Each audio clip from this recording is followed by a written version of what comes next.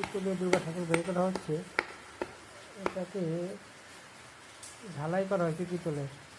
ঢালাই করার পরে এভাবে মাটি ভেঙে পিতলের মূর্তি বের করা হয়।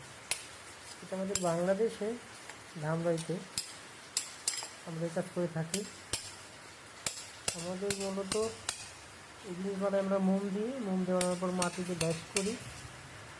ব্যাস করার পরে এটাকে আগুনে পোড়ানো হয়। পোড়ানোর পরে মোমটা গলে বেরিয়ে যায়। মোমটা বেরিয়ে যাওয়ার পরে মাটির ভিতরে যে ফাঁকাটা রইল না, ঠিক ওখান দিয়ে পিতলটা গালে ঢেলে দিই। ঢেলে দেওয়ার পরে 4-5 ঘন্টা চলে গেলে মাটিটা ঠান্ডা হয়ে যায়।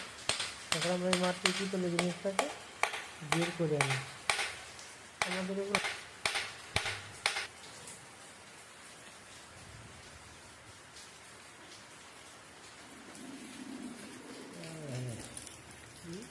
হ্যাঁ